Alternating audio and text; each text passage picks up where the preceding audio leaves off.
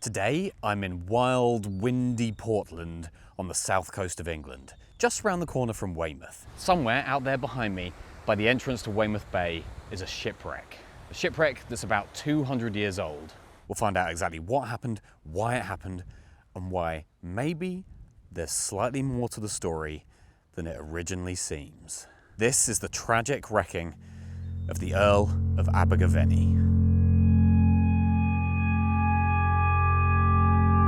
So first things first, a little background on the Earl of Abergavenny, who was built at Northfleet Shipyard in 1796, where the first ship had been constructed by Todd and Thomas Pitcher in 1788. That being an East Indiaman called the Royal Charlotte, which was built on the waste ground that lay there before the shipbuilding started. But it wasn't really until the French Revolutionary Wars in 1792 to 1802 and the later Napoleonic Wars that the shipbuilding in Northfleet really took off. And interestingly, one of the ships built at the Northfleet shipyards was the Northfleet, a ship that I covered in my very first video here on YouTube, so go and have a look at that if you want. It could really use a boost. And if you're feeling generous, leave a comment letting me know that you found your way all the way back to my first video.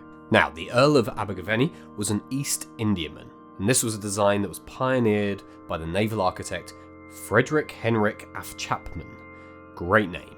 The East Indiamen were ships built to carry large cargoes, but also made to defend themselves. Obviously, a lot of these ships were carrying a lot of very valuable cargo, and so they made very big targets. Generally, they ranged from 400 to 1,500 tons, and so that made the Earl of Abergavenny one of the larger ships. But despite this extra defence, they weren't necessarily on the same level as battleships, their cannons tending to be shorter in length than the naval cannons, which gave them a much shorter range and made them a little less accurate. They also had copper sheathing on the hulls, which was mainly to protect against shipworm, but it also made them a lot faster, at the cost of a much more expensive design. As far as the East India Company is concerned, that's quite a big topic, and I don't necessarily have time to get into it here, so we'll skip over it a little bit, but we'll just touch on the fact that the Opium Wars and the Bengal Famine were some of the fruits of the East India Company's capitalist labours in the East. And we'll leave it at that. Oh, and they also trafficked enslaved people from Africa to work on plantations in India and Indonesia, but, you know, there's no time for that here. But in 1805, where we find ourselves for this story, the company was at its height. For the Earl of Abergavenny's fated last voyage, she was part of a convoy with 4 other East Indiamen, the Royal George, Henry Addington, Wexford, and Bombay Castle. They also had 2 whalers and HMS Weymouth as a Royal Navy escort. And it hadn't necessarily been the smoothest journey already. The trip had already been a little bit hazardous, shall we say, for want of a better word. They'd already had 2 collisions and fallen a little bit behind the main convoy. And by the time they'd become separated from their escort ship, they were trying to fight upwind. They needed to take on a pilot, because let's just say it wasn't the easiest course coming back into Weymouth. Now, where I'm stood right now is where they would have had to go. So they would have had to navigate back to Weymouth, past Portland Bill. Portland Bill is where I'm standing right now, on the very, very southerly end of Portland. And you can see, I'll get some shots of this, and you can see just from where I'm standing here looking out, you can see how strong the currents are behind me. And I mean, you can really make it out. You can see the difference between the sea over there being relatively calm and everything here being it's like river rapids out there. And that's what they had to navigate through. So it was not the easiest course, which is why they had to take on this pilot. They had to work their way through those choppy waters, which are actually known as Portland Race, and then make their way past the Shambles, a relatively well-known and relatively dangerous sandbank. Now, the Shambles themselves are actually set up out there, about 2.5 miles out from where I am right now at Portland Bill. It's hard to see them, obviously. Just know that somewhere out there is where the ship got stuck. So they had their pilot, but the Earl of Abergavenny was pretty much bringing up the rear. and arrived later than the rest of the convoy, and just happened to be passing the shambles as the tide ebbed. At the same time, the wind died, and with the combination of the lowering tide and losing the wind, they found themselves pushed onto the shambles. As the ship hit this hidden bank just below the waves, she listed heavily to the side. And as she did, water plunged down the open hatchways. It must have been quite horrifying to be on board a ship as huge and sturdy feeling as this, and to suddenly feel yourself thrust over to one side, with the floor almost coming out from underneath your feet. Understandably, the crew were immediately taken by surprise by this sudden turn of events, but very quickly got their heads and desperately started to try and keep the Earl afloat. They closed hatchways where they could and desperately started trying to pump the water from the ship. And apparently while this was happening, liquor was handed out to those at the pumps, and they were cheered on by officers and other men. And we do actually have some witness testimony from one of the survivors on the ship, a man called Thomas Gilpin, who was the fourth mate. During the time she was on the shambles, she had from 3 to 4 feet of water. The men kept the water at this height for about 15 minutes, and during the whole time the pumps were constantly going. Finding that she was gaining on us, it was eventually determined to run her on the nearest shore. They just couldn't keep up with the rate at which the ship was taking on water, and it sounds like it was a really horrifying realization. The Earl had been stuck on the shambles for about 2.5 hours, and during that entire time it was being beaten against the rocks and sand so violently that those on board could barely keep their feet, let alone keep up with pumping out that water. And the fact that they had to carry on with that for 2.5 hours, it must have been an absolutely epic struggle. And it was at this point that, either through a mix of the changing tide or the weather, the ship seemed to drift off of the shambles of its own accord, but still had this awful list and was still taking on water. And it must have been a real sight to see this huge ship out there on the horizon, immobile, and then limping its way towards Weymouth Bay, and ultimately never making it. Gilpin went on to say, "The ship would not bear up. We kept the helm hard a starboard, she being waterlogged, but still had a hope she could be kept up till we got her on Weymouth sands." At this point it seemed pretty clear that the Earl of Abergavenny was doomed. As they desperately fought their way back towards Weymouth Bay, the ship simply wouldn't answer to the helm, and the water started to pour on faster and faster. By about 6 o'clock that same day, it was clear that their efforts were not going to work. And it was only at 7 p.m, hours after the ship had run onto the shambles, that they finally fired the guns for assistance. Now, some claim that this had happened earlier, but others claim those guns were only heard for the first time now, not originally when the ship had been caught on the shambles. At this point, the purser, C.H. Stewart, and 6 other seamen went ashore with the captain's nephew, carrying the papers and dispatches. Obviously very important for the East India Company, and more important that those made it back to land, and not the human beings on board. At this point, apparently the storm was awful, and it had been said that it was a dreadful sea. Once their boat had made land, it went back to pick up some of the passengers, who were actually conveyed back to shore. Although apparently, because of this awful weather and the awful condition of the sea, some passengers refused to be taken off, preferring to stay on the much larger boat than risk getting into a smaller one and go through this awful broiling water back to land. Now, interestingly, at about 9 p.m, some boats were heard nearby, but none actually ended up helping, which is possibly a sign of some nefarious doings going on. You know, plunder was commonplace at this time, so it could have been some people sailing up to see if they could try their luck. Through all of this, the crew continued working at the pumps, desperately trying to keep the water level low enough that the Earl could remain afloat and make it back to the bay. But interestingly, apparently at this point, a midshipman was assigned to guard the alcohol on board. As you can imagine, there were apparently a few people on board who felt in the mood for a drink, and there is a report of how sailors were crying, "Give us some grog." But apparently the gallant officer guarding the booze, with the utmost coolness, stated, "I know we must die, but let us die like men." And apparently armed with a brace of pistols, he kept to his post, even while the ship was sinking. And there are multiple reports of this, but let's just say it seems maybe a little over-dramatised. Maybe there was somebody guarding the booze, but there's a chance it was a little messier than it sounds. At around the same time, the carpenter came from below and said there was nothing to be done. And at this point, a Mr. Baggett, the chief mate aboard, told the captain. And here's where we get to the interesting twist in this story. The captain of the Earl of Abergavenny was none other than John Wordsworth, brother of famed poet William Wordsworth. So if you didn't know William Wordsworth's brother was a ship's captain for the East India Company, now you do. And it is said that after receiving this terrible news, he replied, "Well, it cannot be helped. God's will be done." And by 11 p.m, the ship was entirely submerged. Only the masts and rigging were seen above the water. And if it weren't dark at that point, it would have been quite the sight. Apparently around 180 of the crew and passengers had made their way into the rigging.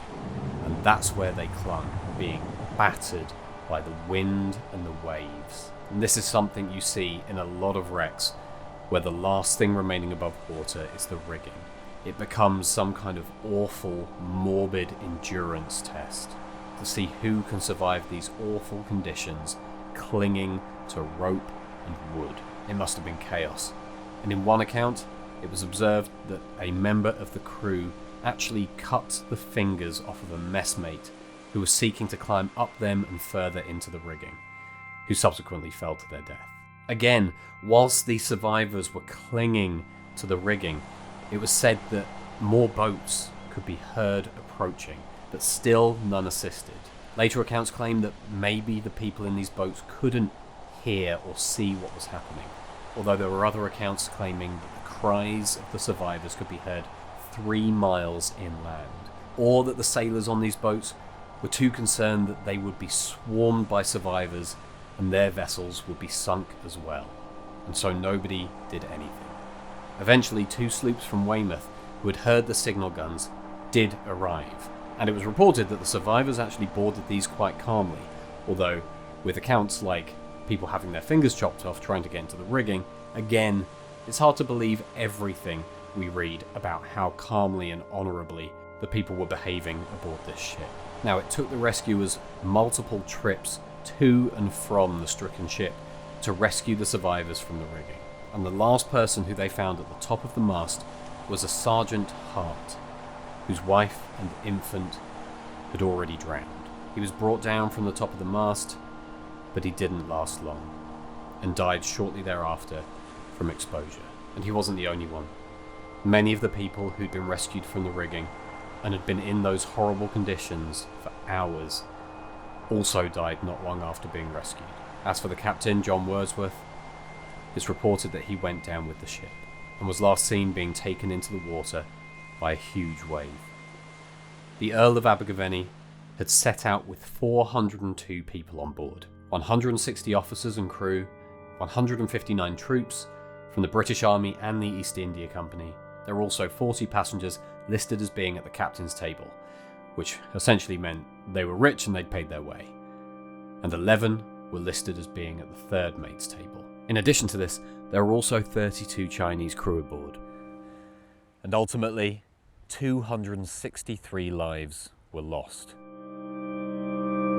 Now, in the aftermath of the sinking, there was talk about trying to raise the whole wreck. Obviously, it wasn't completely submerged, with the rigging and masts still being visible above the water. But, and this is probably quite telling, it was decided not to because most of the valuable cargo had been removed. Seemingly, the recovery of the cargo was the most important thing after she'd gone down. And by 1812, they actually blew up what remained of the wreck, because there was concerns about this big wreck collecting stone and shale under the water and forming another shoal similar to the shambles, which would have been a huge risk for other ships. But despite this, a lot of the ship still remains under the water, about 16 metres down.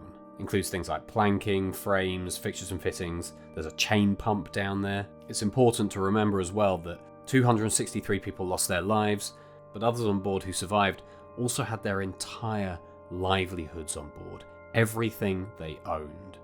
And so the dead weren't the only people ruined by this disaster. There was also some debate afterwards as to the actions of Captain Wordsworth.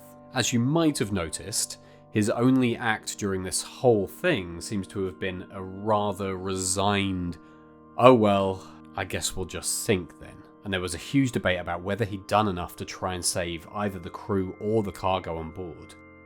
During the inquiry, and from news reports at the time, concerns were raised about his indecision or, seemingly suicidal passivity as the ship went down. You think about a lot of sinkings that you hear about, and often, especially from around this time, it's, stories of how stoic the captain was and how he stoically went down with his ship, stoically ordered his men to the pumps, or how he helped save the passengers and crew. And it's made even more telling because we have those kinds of stories about the man who guarded the liquor and how the crew gallantly manned the pumps, but nothing about Captain John Wordsworth. Now, ultimately, at the inquiry, he was cleared of any wrongdoing, possibly helped by the fact that he had done the, quote-unquote honourable thing and gone down with the ship. But there's definitely something to his odd inaction during all of this. When the ship first struck the shambles, it was reported that he was said to have shouted, "Oh, pilot, pilot, you have ruined me." Sorry, that was too much. "Oh, pilot, pilot, you have ruined me." Slightly better. And when told that the ship could not be saved, only claimed, "God's will be done." Alright, that was way too much. And most of the reports afterwards painted him with the same passive or indecisive attitude. In fact, the most positive account afterwards was from a pamphlet that was found amongst William Wordsworth's own papers. And clearly Wordsworth wasn't happy with this either, because it was covered in his own annotations. It still pointed out that his brother did little to save the lives of his crew. There were claims that he wasn't necessarily aware of the dire state of the ship until far too late, but given the circumstances that seems unlikely. It was in a pretty rough condition. And then there were further accounts that claimed that he decided because he couldn't possibly save everyone aboard, then they may as well go down with their, quote, beautiful ship anyway. And again, we come back to this, the honour in just going down with your ship. And there is something to that, but in most cases that's the last resort, rather than almost giving in, and giving in the lives of your crew and passengers as well, seemingly as early as he did. There's the issue of them not launching ships with passengers and crew to make it to the mainland earlier than they did, and that perhaps this was because during the day when it happened initially they were in sight of shore, the weather wasn't as bad as it was about to become, so maybe they felt safer than they were, and that perhaps they didn't want to fire the guns earlier than they did to prevent distress and chaos amongst the passengers and crew. Wordsworth was also thought of as something of a philosopher captain, who was more likely to be seen strolling the deck with some of his brother's poetry than he was to be shouting orders at the crew. So he wasn't necessarily a man of action. There's also the question of the pilot. How did they end up on the shambles in the first place? Was it just an unfortunate combination of weather and the tide? Or was this pilot as incompetent as John Wordsworth's claim? But that ultimately doesn't excuse the inactivity after the fact. It really does make you wonder what was going on in Wordsworth's head, because you'd think he would have been a lot more motivated to get everybody off of that ship. But he just seemed listless. He seemed immediately resigned to their fate. It really does make you think that there was something else going on in his life for him to give in so easily. And there's a chance that part of his resignation probably ultimately led to some of the loss of life. Now, the one thing that stands out as being a possible reason for John Wordsworth's seeming suicidal inaction, and also seemingly his desire to save the ship before the people. Remember, the first thing they did was try to pump the water out. They didn't focus on getting the people off, they focused on saving the ship. Get it off of the shambles, keep it afloat, and get it back to land.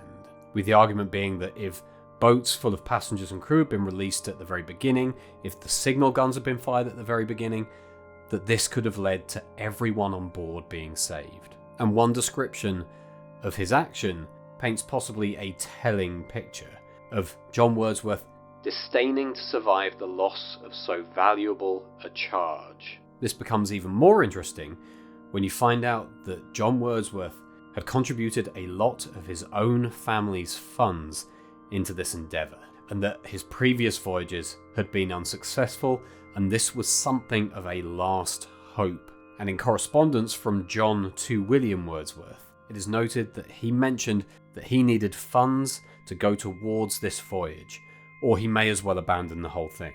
Now for myself I must say that it is absolutely necessary that I should have the whole of the £3,000, or I had better resign the command of the ship, for if I have not money, it is not possible that I make money. Was John Wordsworth at risk of being ruined by this? It seems that this really could have been one last push for success, and that he'd piled everything he had into it. This is also a man who left behind no wife or children, so it was just him. You'll have to let me know what you think in the comments, but this feels very much to me like a man who'd suffered multiple failures and had put everything into this one last voyage. And that at the moment it seemed to be doomed, all his thoughts were behind saving the ship and the cargo, not the people. And that as it became clear that nothing could be done, he was resigned to his fate. It's just a shame that in this case, him resigning himself to his fate also doomed 263 people. Maybe. This is just looking at what we have and coming to the best conclusion we possibly can. Ultimately, to try and explain an unimaginable loss of life. Now ultimately, William Wordsworth was of course heartbroken at the loss of his brother, and a number of his later poems were clearly inspired by and dedicated to his brother. One such poem that seems to speak almost directly about the incident is the incredibly annoyingly named Elegiac Stanzas suggested by a picture of Peel Castle in a storm painted by Sir George Beaumont, which was composed in 1806. And here's a small excerpt from it. Not for a moment could I now behold a smiling sea and be what I have been. The feeling of my loss will ne'er be old. This which I know, I speak with mind serene. Then Beaumont, friend, who would have been the friend, if he had lived, of him who I deplore.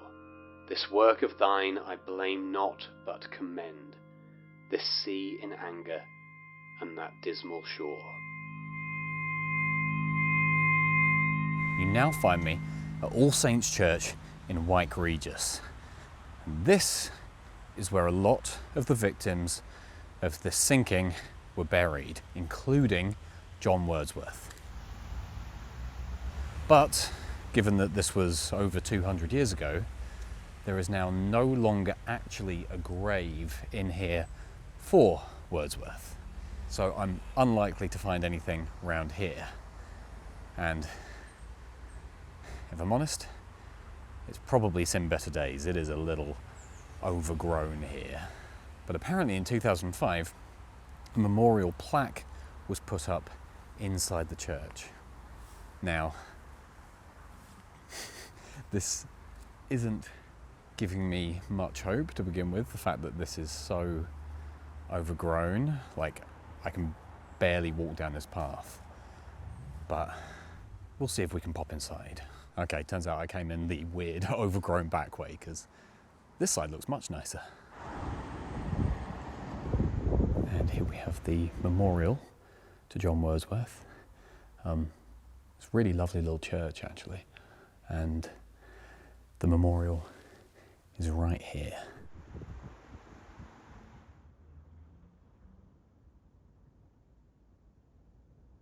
Well, it's honestly little wonder John Wordsworth's grave is not here anymore. But I do wonder if any of the graves of the other 80 victims who were supposedly buried here, I do wonder if any of those still exist.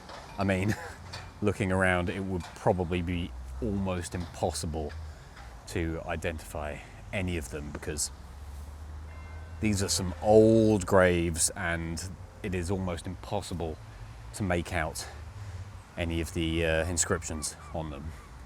Unless I was, to go back to primary school days and crack out a piece of paper and some crayon and do a little bit of rubbing. But I didn't come prepared, but it'd be interesting to know if any of the graves at all from the Abergavenny still exist here.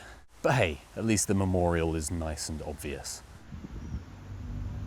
And that's probably as good a time as any to bring this one to a close from a lovely overgrown graveyard in Weymouth. This is such a fascinating story, and you'll have to let me know in the comments whether you think there was anything more going on below the surface of this one, because it certainly seems like there were some strange decisions made, strange attitudes involved in this whole disaster.